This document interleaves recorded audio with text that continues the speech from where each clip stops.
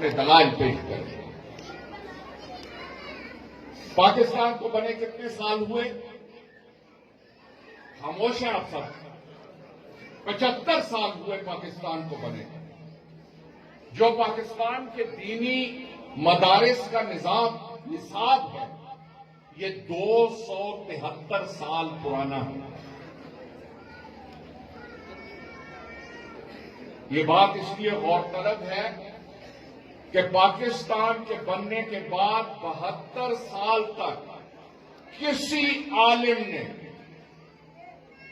یہ کوشش نہیں کی کہ کم از کم اس نصاب کو پڑھ کے دیکھ تو لیں کہ اس میں کیا ہے۔ اور لاکھوں طالب علموں کو، اگر کروڑوں نہیں ہیں تو لاکھوں ضرور ہیں، ان کو یہ نصاب پڑھایا جاتا رہا۔ میں صرف 3 اس کے نکات پیش کرتا ہوں کیونکہ یہ بذات خود ایک لمبی گفتگو ہے۔ ہمارے نصاب میں جو پاکستان کے تمام مدارس میں پڑھایا جاتا ہے، اخلاقیات کا کوئی سبجیکٹ نہیں۔ اگر ہے تو میری چیلنج ہے، لے آئیں اپنا نصاب اور ہمیں دکھا دیں۔ ان مدارس کے طلباء اور ہمارے بہت سارے علماء جو دین پڑھاتے ہیں، ان کو خود عربی زبان نہیں آتی۔ اب عربی زبان اگر آپ با محاورہ نہیں جانتے تو میں آپ کو یقین سے یہ کہہ سکتا ہوں کہ آپ قرآن حکیم کو نہیں سمجھ سکتے۔ کئی مثالیں ہیں، پنجابی زبان کی ہیں تو صرف پنجاب کے لوگ ان کو سمجھ سکتے ہیں، انگریزی کی ہے تو صرف انگریز سمجھ سکتے ہیں، پشتو کی ہے تو صرف وہ خیبر پختونخوا کے لوگ سمجھ سکتے ہیں۔ پنجاب میں ایک مثال دی جاتی ہے، اگر کوئی آنکھ کا بال خون سفید ہونا، اس کی آپ کیا ٹرانسلیشن کریں گے؟ آستین کے سانپ کی آپ کیا ٹرانسلیشن کریں گے؟ کسی اور زبان میں چلے جائیں، آستین کے سانپ آپ بات سمجھا ہی نہیں سکتے جب تک اس محاورے کے پیچھے پس منظر میں کیا ہے اگر وہ آپ نہیں جانتے۔ قرآن حکیم عربی زبان میں اس لیے آیا کہ عربی سے زیادہ فصیح زبان اور کوئی نہیں، لیکن اس کے ساتھ ساتھ وہ چونکہ سرزمین عرب میں آیا، لہذا اس میں بہت ساری ایسی چیزیں تھیں جن کا پس منظر زمین عرب سے منسلک تھا۔ اسی طرح قرآن حکیم چونکہ زمان و مکان کی قید سے آزاد ہے، کئی ایسی سائنسی باتیں قرآن حکیم میں کی گئی ہیں جو آج سے 1400 سال پہلے ان کا وجود نہ تھا، لیکن قرآن حکیم کو سمجھنے کے لیے ستاروں کا علم، جیولوجی کا علم، بایولوجی کا علم جس شخص کے پاس نہیں ہے، وہ شخص قرآن حکیم کی صحیح ترجمانی نہیں کر سکتا۔ اور یہی آپ کے قائد میں اور دیگر احباب میں فرق ہے۔ آپ کے قائد کی ٹرانسلیشن عرفان القرآن کی شکل میں جو موجود ہے، اس میں جس طریقے سے چیزوں کو بتایا گیا ہے، میں بارہا میرے سامنے اور علماء، میں نام کسی کا نہیں لینا چاہتا، ٹرانسلیشنز آتی ہے۔ اس دن ایک آیت کی ٹرانسلیشن کو لایا اور اس میں لفظ حریصن لکھا ہوا۔ میرے سامنے کچھ علماء بیٹھے ہوئے تھے، میں کہتی یہ قرآن پاک کی ٹرانسلیشن ہے، آپ بیٹھے ہوئے ہیں، ذرا مجھے تھوڑا سا اس لفظ کے بارے میں بتائیں تو صحیح۔ اس آیت کی ٹرانسلیشن کہی تھی، تاجدار کائنات کو مخاطب کر کے حیران کن بات ہے، اور وہ ٹرانسلیشن پاکستان میں بک رہی ہے کہ آپ چاہے جتنے بھی حریص ہو جائیں، میں نے کہا عربی کی لغت اٹھائیں عربی زبان میں حریصن کا مطلب دیکھیں کیا ہے. یہ چاہت کے شدید ترین درجہ ہے. کسی چیز کے لیے شدید ترین چاہت کا جذبہ رکھنا اور اس کے لیے حریص ہونا. آپ پاکستان میں حریص کا مطلب سمجھتے ہیں آپ سب. آپ اسی آیت کی میرے ساتھ میرا اسٹاف آفیسر ہے, میں نے کہا لائیں ان لوگوں کے سامنے, میں نے کہا جی عرفان القرآن, اب مجھے ایک ایک لفظ تو یاد نہیں ہے, منگوایا ہے عرفان القرآن. میں نے کہا پڑھیں, کھولیں اس آیت کو. وہی ایگزیکٹ الفاظ تھے کہ شدید خواہش. تو بات یہ ہے میرے بھائیوں اور میری بہنوں, میں جذباتی تقریر کی بجائے آپ لوگوں کو کچھ چیزیں سمجھانا چاہتا ہوں کہ ہمیں کیوں اس شخص کی قدر کرنی چاہیے. اس لیے کہ جس دین سے اس نے روشناس کرایا. میں 10 سال عربوں میں رہا ہوں, الحمدللہ عربی پر عبور ہے. جو اصل عرب کا دین ہے, جو اصل اسلام ہے, اس کا درس ڈاکٹر طاہر القادری دے. اور چونکہ یہ مسالک سے بالا تر ہے, لہذا وہ سب لوگ اس لیے مخالف ہیں کہ ان کی دکانوں پر ضرب لگتی. یہ چیز آپ کو سمجھنے کی ضرورت ہے, اپنی اولاد کو بتانے کی ضرورت ہے. ایسے کئی آیات ہیں. اس وقت چونکہ یہ دینی پروگرام نہیں ہے, کئی آیات ہیں قرآن حکیم کی جن کی ٹرانسلیشنز پاکستان میں, غلط کا لفظ تو میں نہیں استعمال کروں گا, لیکن صحیح پیرائے میں نہیں کی جاتی. پھر چلتے ہیں آگے. پاکستان میں 4 وفاق بنے 1956, 57, 58 میں. 5واں وفاق بنا 1984 میں, اور اس کے بعد کوئی وفاق نہ بنا. ہم جد و جہد کرتے رہے. ظاہر ہے قائد محترم کی دی ہوئی جو نہج تھی اس پہ چلتے ہوئے کوشش کرتے رہے اور بات کرتے رہے حکومت سے کہ اب وقت آ گیا ہے کہ یہ جو شدت پسندی, یہ جو عدم برداشت, یہ جو انتہا پسندی جنم لے رہی ہے پاکستان میں, اس کو ایڈریس کرنے کی ضرورت ہے.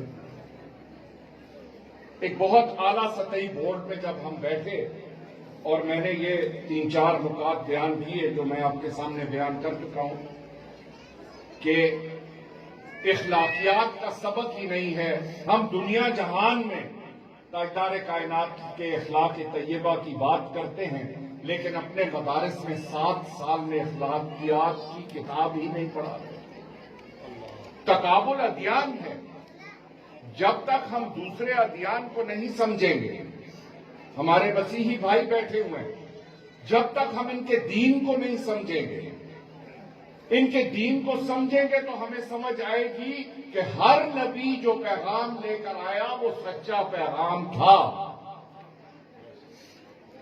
اسی طرح جیسے میں نے عرض کی, ہمارے فارغ التحصیل ہونے والے بچے جو 7 سال ان مدارس میں گزارتے ہیں, آپ کو پتا ہے کہ کئی وفاق کے اندر مکمل قرآن حکیم نہیں پڑھایا جاتا 7 سال کے اندر. میں نے جب یہ باتیں ان حضرات کے سامنے پیش کی, ان میں بہت بڑے بڑے اکابرین تھے, انہوں نے کہا کہ آپ سچ کہہ رہے ہیں. میں نے کہا جی پاکستان کے 72 جید علماء یہاں بیٹھے ہوئے ہیں اور 4 وفاق کے 5 وفاق کے صدور بیٹھے ہوئے ہیں. اگر میرا ایک جملہ بھی غلط ہے تو کیا یہ ہنگامہ نہ کھڑا کر دیتے؟ اس کے نتیجے میں الحمدللہ تعالی پچھلے سال فروری کے مہینے میں اتفاق ایسا ہوا کہ قائد محترم کی برتھ ڈے سے چند دن پہلے ہمیں وفاق کا درجہ ملا. منہاج القرآن کو ایک وفاق قائم کرنے کی اجازت دی گئی جس کا نام نظام المدارس ہے, اور یہ بھی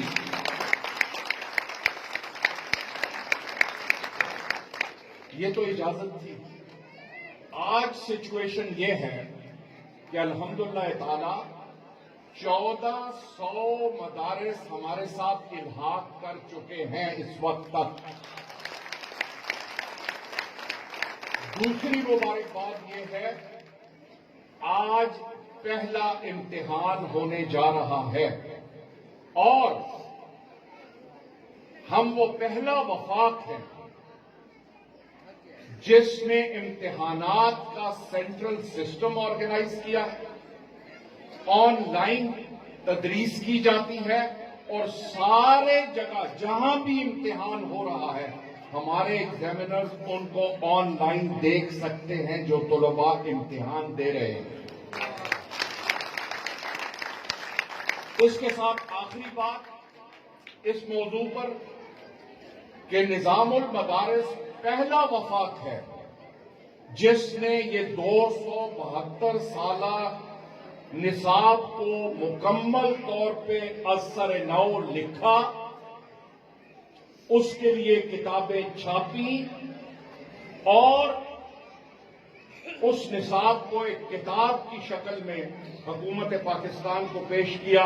اور یہ بھی اتفاقاً اس فیبروری میں، کیونکہ ہم نے وعدہ کیا تھا کہ ایک سال میں نہ صرف نصاب کو از سر نو لکھیں گے بلکہ انشاءاللہ ایک سال کے اندر حکومت پاکستان کو پیش کریں گے، جو اس فروری میں ہم نے کر دیا.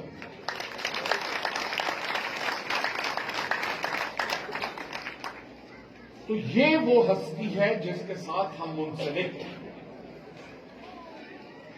اور اس لیے جب ہم ان کی سالگرہ مناتے ہیں تو سالگرہ صرف سالگرہ کی شکل میں نہیں مناتے، اس احسان کے بدلے میں مناتے ہیں کہ انہوں نے تاجدار کائنات کا جو عشق مصطفیٰ کا درخت ہمارے دلوں میں لگایا اور ہمارے اذہان کو منور کیا اور روشناس کرایا تاجدار کائنات صلی اللہ علیہ وسلم کی حقیقت سے.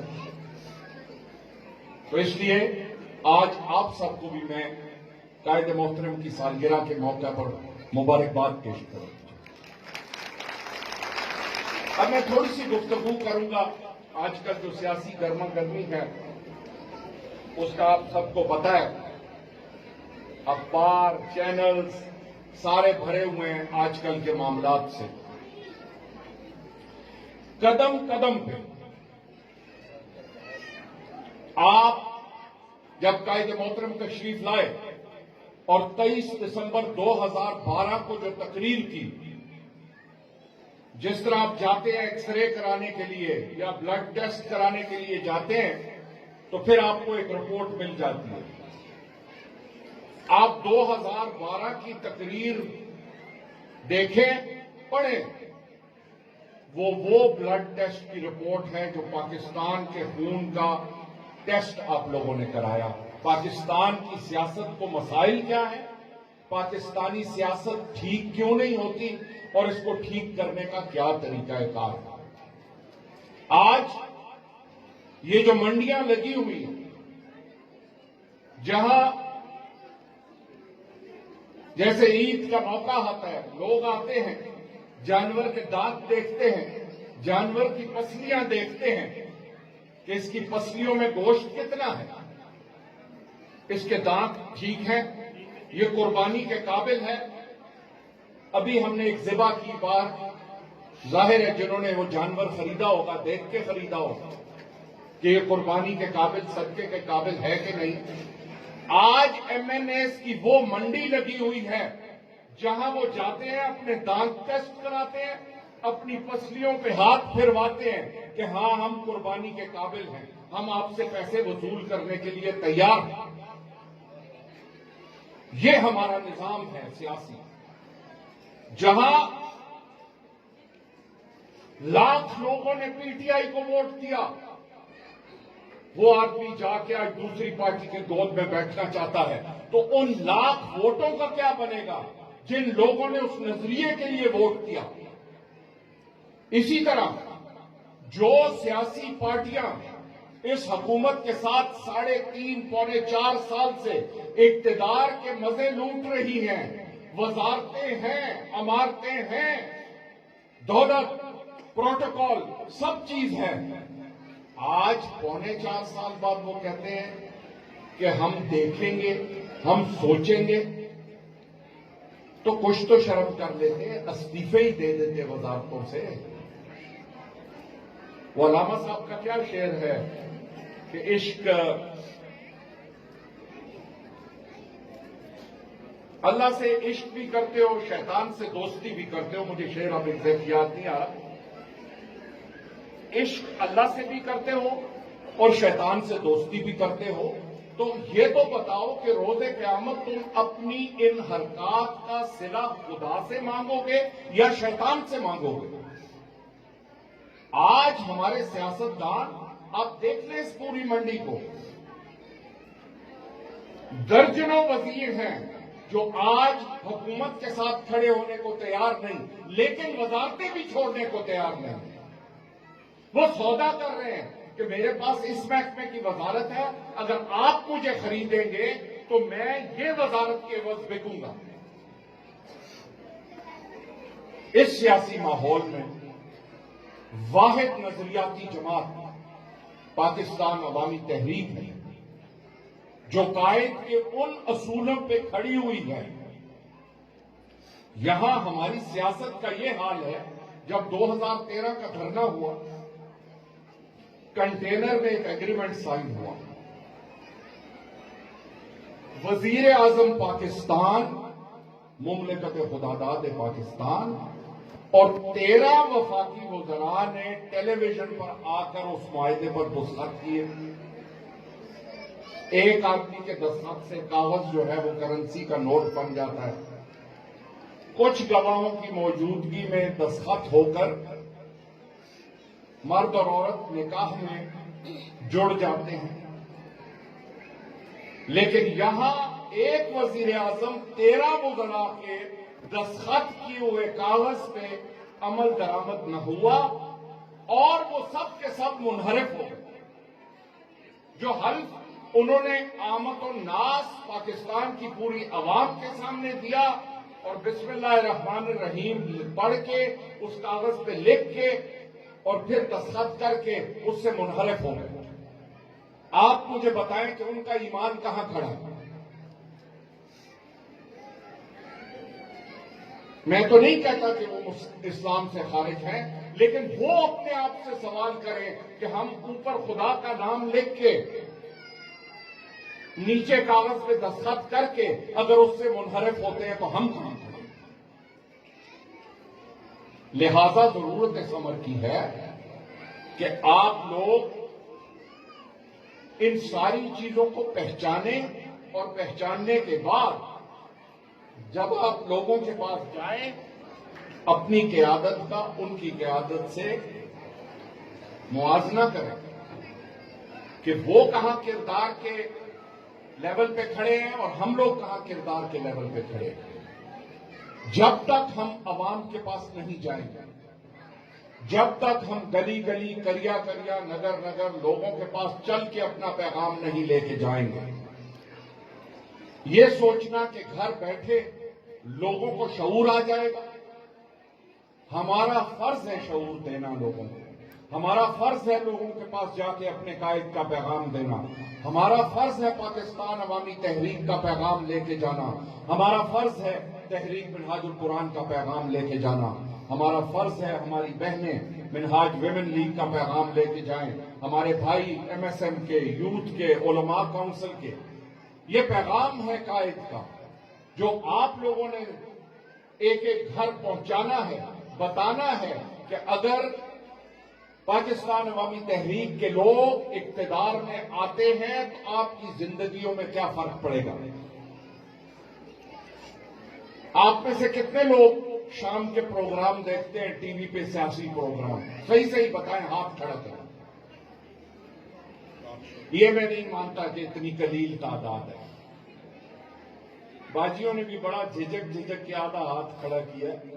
बहरहाल सोशल मीडिया पे भी आप देखते हैं जो पाकिस्तान की अवाम के असल मसाइल हैं, तालीम का, सेहत आमा का, پانی کی قلت کا، پاکستان دنیا میں افریقہ کا صحرا نہیں ہے، سعودی عرب کا صحرا نہیں ہے، لیکن پاکستان دنیا میں ان 10 ممالک میں یونائیٹڈ نیشنز ان کا شمار کرتا ہے جہاں پانی کی شدید قلت ہے۔ کیا آپ نے کبھی کسی سیاستدان کے منہ سے پانی کی قلت کے بارے میں کبھی کچھ سنا؟ کیا لوگوں نے ڈیم جو پچھلے 30 سال کوئی ڈیم نہیں بنا، کیا لوگوں سے یا ہمارے جو قائدین بنے ہوئے ہیں، ہمارے جو لیڈر بنے ہوئے ہیں، کیا انہوں نے کبھی ذکر کیا؟ کیا جنرل ضیاء الحق نے اقتدار نہیں دیکھا؟ کیا نواز شریف صاحب نے اقتدار نہیں دیکھا؟ کیا پاکستان پیپلز پارٹی نے اقتدار نہیں دیکھا؟ آج بھی سندھ کے اندر، جنوبی پنجاب کے اندر ایسے گاؤں ہیں جہاں لوگ چھپڑ سے جا کے پانی جمع کرتے ہیں، جو پانی جانور بھی پیتے ہیں، کتا بھی پیتا ہے، اور جہاں لوگ کپڑے بھی دھوتے ہیں۔ یہ 75 سال میں اس سیاست نے ہمارے عوام کو دیا۔ وہ میرے اور آپ کی طرح کے پاکستانی ہیں، کامرہ ایک چھاونی ہے تو شاید یہاں سہولیات بہتر ہوں، لیکن جنوبی پنجاب میں جو حال ہے گاؤں کا اور جو اندرون سندھ حال ہے گاؤں کا، خدا کسی کو نہ دکھائے، خدا دشمن کو بھی نہ دکھائے، لیکن وہ لوگ ہیں جنہوں نے جدوجہد کی اور پاکستان حاصل کیا۔ تو اس لیے وقت ہے کہ پاکستان عوامی تحریک کا پیغام ایک ایک گھر لے کے جائیں، لوگوں کو بتائیں کہ ہم میں اور دیگر سیاسی جماعتوں میں کیا فرق ہے۔ آخری بات میں کرنا چاہتا ہوں، میں نے بہت وقت لے لیا ہے، کہ ہم نے پاکستان کیوں بنایا اور پاکستان کا پیغام کیا ہے، پاکستان بنانے میں ہم کیا چاہتے تھے اور کیا ہوا۔ ہم نے پاکستان بنایا تھا جو ہمارے بڑوں کا تصور تھا، تو یہاں میں علامہ اقبال کا ایک شعر پیش کرتا ہوں کہ گنوا دی ہم نے جو اسلاف سے میراث پائی تھی، گنوا دی ہم نے جو اسلاف سے میراث پائی تھی، ثریا سے زمین پہ آسمان نے ہم کو دے مانا۔ ہم وہ مسلمان تھے جن سے دنیا کانپتی تھی، ہم وہ مسلمان تھے جو خیبر کے فاتح تھے، ہم وہ مسلمان تھے جو اسپین کے اور غرناطہ کے فاتح تھے، ہم وہ مسلمان تھے کہ حضرت عمر رضی اللہ تعالی عنہ، حضرت عمر نے جو خلافت قائم کی اس کی نظیر تاریخ میں نہیں ملتی۔ لیکن ہم آج کہاں کھڑے ہیں؟ 57 ملکوں میں ہم بٹے ہوئے ہیں، اور یہ پاکستان جو ہم نے ایک اسلامی فلاحی ریاست کے طور پہ جس کا قیام کیا، جس کا ہر وقت کہتے تھے پاکستان کا مطلب کیا، لا الہ الا اللہ، یہ نعرہ ہر مسلمان کی زبان پہ تھا، یہ نعرہ ہر پاکستانی ہندوستان کے اندر جو رہتا تھا اس وقت اس کی زبان پہ تھا، لیکن کیا ہم نے وہ نعرے کو پایا تکمیل تک پہنچایا؟ کیا یہ آج کا پاکستان اللہ کی دین تو ہے، لیکن کیا یہ وہ پاکستان ہے جو قائد اعظم محمد علی جناح کے تصور کا پاکستان تھا؟ کیا یہ وہ پاکستان ہے جو علامہ محمد اقبال نے خواب میں دیکھا تھا؟ کیا یہ وہ پاکستان ہے جس کے لیے ہمارے بزرگوں نے 30 لاکھ لوگوں کی جانیں گئی؟ کیا ہم نے یہ پاکستان بنایا؟ کیا ان 30 لاکھ لوگوں کی قربانی رائے گاہ جائے گی؟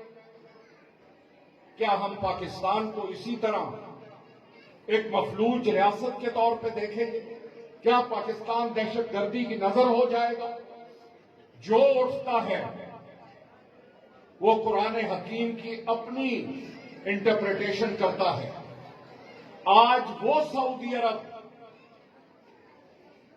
جس نے افغانستان کی جنگ میں سب سے پہلے اپنی فکر پاکستان میں لائے، آج ریاض کے اندر انڈین ڈانسرز آ کے ڈانس کر رہے ہیں، آج اس سعودی عربیہ کے اندر نائٹ کلب کھلے ہوئے ہیں، آج اس سعودی عربیہ کے اندر جوا لیگل ہو چکا ہے. آج اس سعودی عرب کی مقدس سرزمین پر شراب بک رہی ہے. تو لوگوں سمجھو، یہ پاکستان خدا کی عطا ہے. یہ پاکستان وہ ملک ہے. آج ایک ہندوستانی عورت کا میں انٹرویو دیکھ رہا تھا اور رفیق نجم صاحب، میں حیران رہ گیا. قاضی صاحب آپ کو میں نے بھجوایا ہے. اس نے کہا، اور وہ عورت مسلمان نہیں تھی، اس نے کہا کہ جس طرح دنیا کے حالات چل رہے ہیں، یقین ہوتا جا رہا ہے کہ قرآن حکیم میں جو کچھ کہا گیا سچ تھا.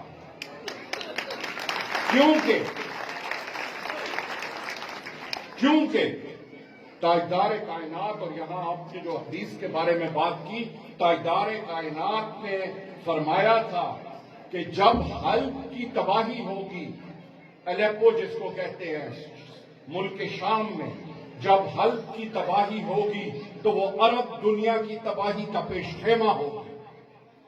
اور میرا دین، اللہ کا دین، اس کے وارث اور ہوں. دنیا عرب کو انہوں نے وارث نہیں بنایا، آپ ہیں وارث دین اسلام کے. پاکستان کی ریاست وارث ہے دین اسلام کی. پاکستان کی ریاست کی بقا میں اسلام کی بقا ہے. اور انشاءاللہ تعالی یہ ایک عارضی دور ہے. انشاءاللہ تعالی ان ڈاکوؤں سے، لٹیروں سے، چوروں سے پاکستان کو آزاد کرائیں گے. انشاءاللہ پاکستان ایک اسلامی فلاحی ریاست بنے گی.